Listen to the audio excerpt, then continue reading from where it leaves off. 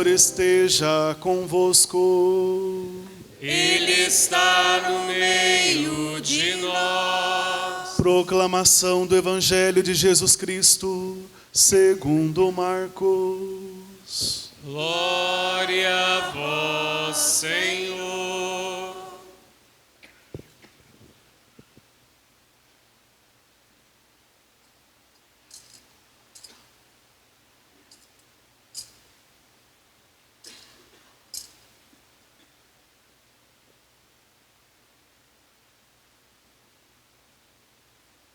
Naquele dia, ao cair da tarde, Jesus disse a seus discípulos: Vamos para a outra margem.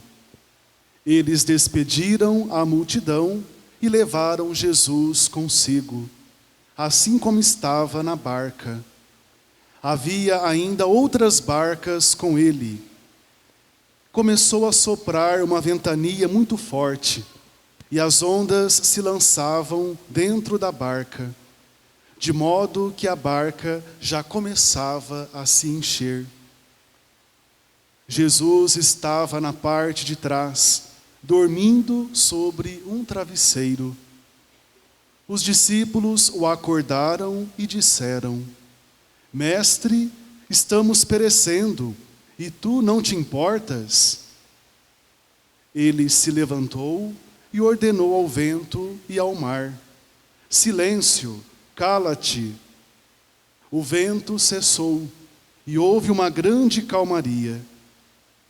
Então Jesus perguntou aos discípulos: Por que sois tão medrosos? Ainda não tendes fé? Eles sentiram um grande medo e diziam uns aos outros: Quem é este, a quem até o vento e o mar obedecem? Palavra da salvação. Glória a vós, Senhor.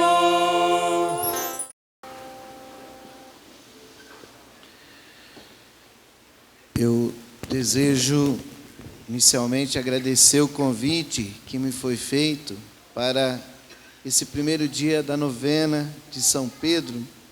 Quero agradecer ao Padre Rogério por ter me convidado. E eu me sinto muito à vontade e, sim, com muito prazer de celebrar com vocês, porque esta paróquia, era também, eu era padre aqui também, como vigário da paróquia Santa Rita. E a gente fica muito contente de reencontrar os irmãos de caminhada e ver a perseverança e ver também todo o trabalho bonito que os padres, que passaram por aqui, agora o Padre Rogério, tem feito aqui nesta paróquia.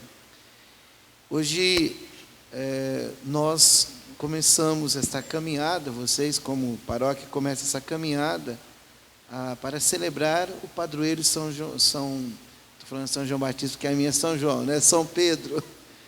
Padroeiro São Pedro, Se eu falar São João, vocês me perdoem, que é a força do hábito. O padroeiro São Pedro, e refletindo o tema do discipulado de Cristo, Essa frase, todo cristão é discípulo e missionário de Cristo, veio do documento de Aparecida, que quer trazer para nós a nossa identidade, quer responder para nós quem somos nós. Essa é uma grande pergunta que sempre se nos apresenta, Quem somos nós? Se eu perguntar isso para vocês, vocês vão trazer lá o documento para mostrar lá a filiação, que é filho de fulano, cicrano, tem uma linhagem. Vocês poderão me responder em relação à profissão, em relação à família, em relação à vida afetiva, enfim, tantas coisas.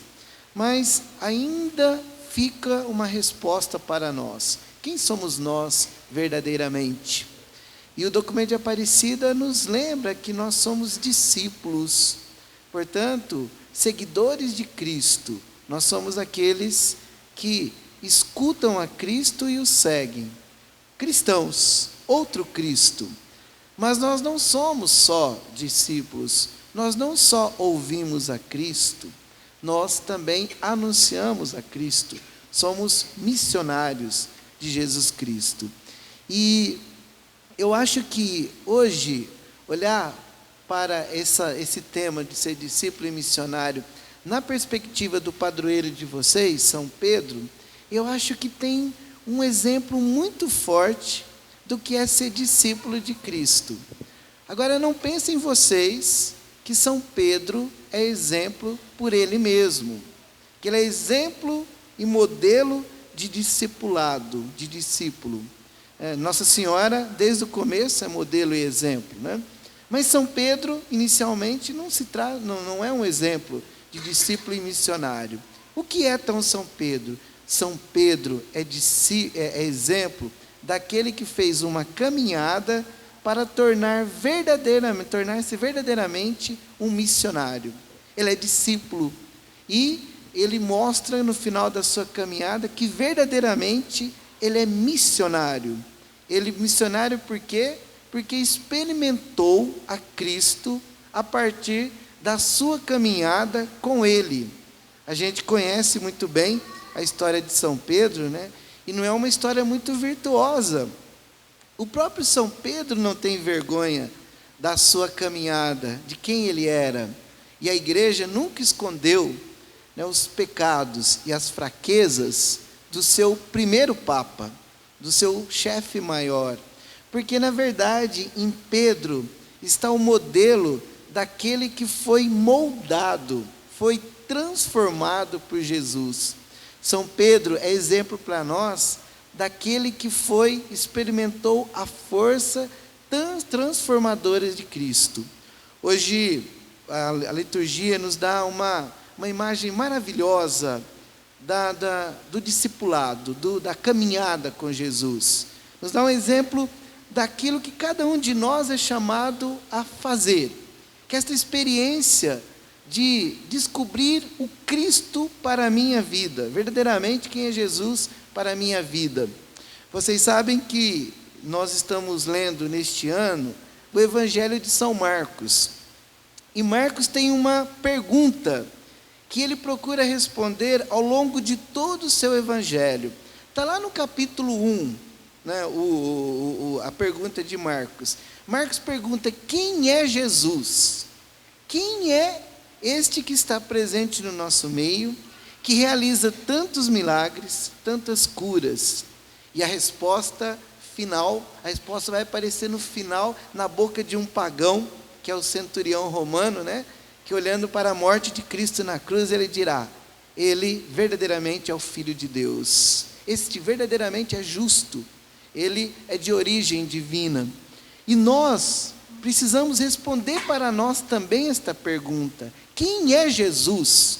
Se eu perguntar para vocês quem é Jesus, vocês certamente me trarão um monte de informações lá da Bíblia, da teologia, mas a pergunta é mais profunda. Eu estou perguntando quem é Jesus para você. E ao perguntar quem é Jesus para você, eu estou perguntando se você o conhece a partir da experiência pessoal, a partir de uma comunhão com Ele, a partir de uma vida de caminhada com Ele, de discípulo. Hoje a liturgia nos mostra uma resposta para esta pergunta: quem é Jesus? Né? Hoje a gente viu aqui o que está acontecendo no Evangelho. Os discípulos estão atravessando o lago de Tiberíades, chamado Mar da Galileia. É um lago volumoso, com muita água. E diz aqui Marcos que é o cair da tarde. O que acontece com o cair da tarde? Escuridão. E eles estão atravessando o mar profundo, né? Tem escuridão, tem a noite e uma tempestade os atormenta. O barco deles progride 10 metros, recua 5. Caminham 3, navega 3 e recua 1. E uma grande tempestade abala a vida desses discípulos. Jesus dorme como se estivesse indiferente àquela realidade. Vocês sabem, irmãos, que na Bíblia o mar representa aquilo que é de mais grandioso, aquilo que é mais temeroso ao ser humano. Até hoje, né, com os grandes navios, o mar é sempre um grande perigo. Atravessar o oceano para a Europa num avião sempre deixa as pessoas apreensivas. O mar é um grande elemento da natureza, e ele representa tudo aquilo que mete medo no ser humano, tudo aquilo que o agita, tudo aquilo que se torna para ele um grande monstro. Jesus, na barca dos discípulos, é a imagem do Deus presente na caminhada cristã, na caminhada humana. Na barca, que é uma representação bonita da igreja, Jesus se faz presente. E é verdade que o barco da existência humana, em muitos momentos ele é agitado. Vejam vocês como que a nossa vida é agitada, na vida familiar. Quantos contratempos na vida do casal, quantos contratempos com os filhos, quantos contratempos de ordem pessoal, com a saúde, com problema de doença, quantos contratempos com a nossa vida relacional, mesmo na igreja, econômica. E no barco da nossa existência, parece que em muitos momentos Deus não fala conosco, Deus não nos ouve, parece que Ele permanece dormindo na nossa existência. Tem um santo da igreja, um místico, São João da Cruz, do século XVI, ele fala da noite escura, que em muitos momentos da existência humana, a gente entra na escuridão, igual os discípulos aqui, escureceu e eles se encontram no mar, no meio de uma coisa grandiosa, do qual eles não podem lutar, e numa escuridão muito grande. São João fala da noite escura, quando parece que nós não vemos a Deus, e parece que Deus não nos vê, parece que Ele permanece dormindo, parece que Ele permanece indiferente a nossas angústias e nossos medos. E na verdade, o Evangelho de hoje responde para tantos conflitos que a nossa existência tem, que a nossa vida tem. Eles vão lá cutucar Jesus, dizendo: mestre, a gente está para morrer, e o senhor não está nem aí? Como é que o senhor pode dormir com uma tormenta dessa?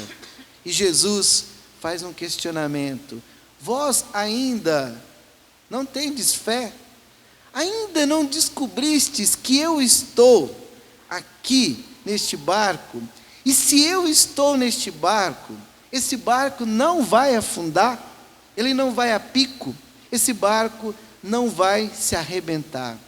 Irmãos, é uma palavra para todos nós hoje, que responde às nossas orações angustiantes, Cada um carrega aí suas dificuldades, como eu já disse, e a gente se joga nas mãos de Deus, pedindo insistentemente, e parece que Deus não realiza aquilo que nós gostaríamos que Ele realizasse.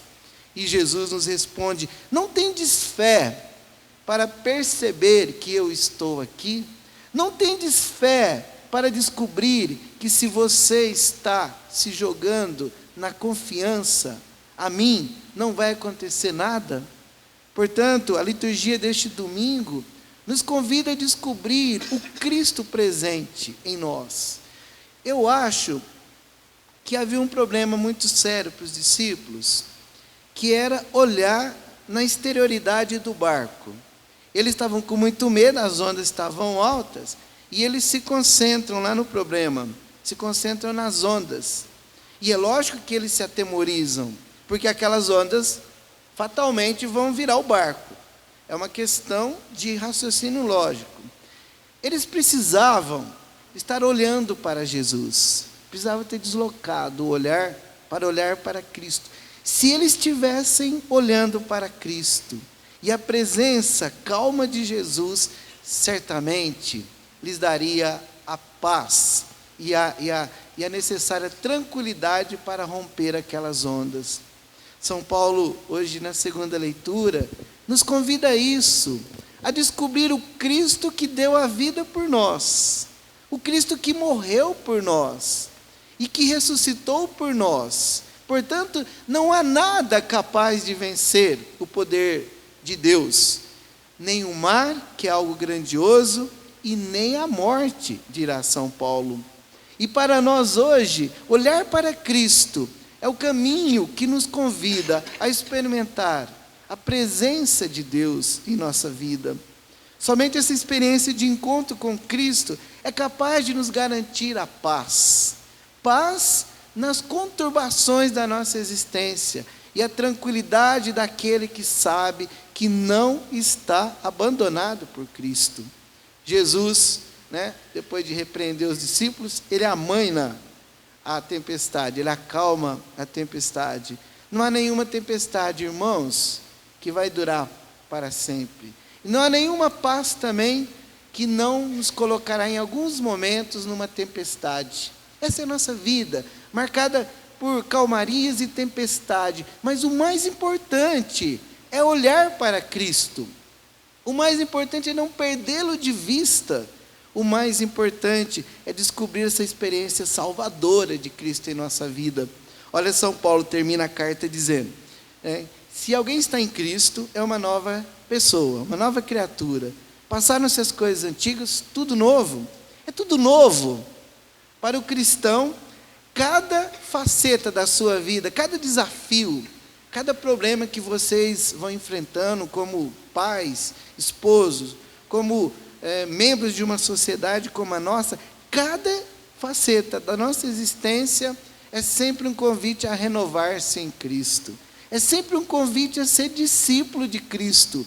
É sempre um convite também de testemunhar esta presença salvadora de Cristo na nossa vida. Irmãos, que nós nos espantemos com Jesus, O que fala, os discípulos ficaram assim, atemorizados, Não no sentido de medo, ficaram espantados com o tamanho e poder de Deus. Que nós nos espantemos com Deus sempre, que nós nos encantemos com Deus. O discípulo é sempre aquele que se encanta com Deus. Que nós olhemos sempre o Deus novo na nossa existência, na nossa caminhada, o Deus capaz de responder às diversas tempestades e circunstâncias da nossa existência. Que cada um de nós, seguindo o exemplo de São Pedro, que deixou ser moldado por Cristo. Pedro era um dos que abriu a boca, com a boca aberta. E é justamente essa experiência de encontro com Cristo que o fez experimentar uma fé autêntica e verdadeira, de uma fé vacilante, de uma fé frágil, para experimentar a fé autêntica, a fé que chega no término da sua vida, e colocam ele diante da morte, e ele, porque experimentou essa força salvadora de Cristo, este olhar no tempo todo para Jesus, que ele se entrega docilmente à morte, sem medo. Por quê? Porque foi moldado pela presença amorosa de Jesus.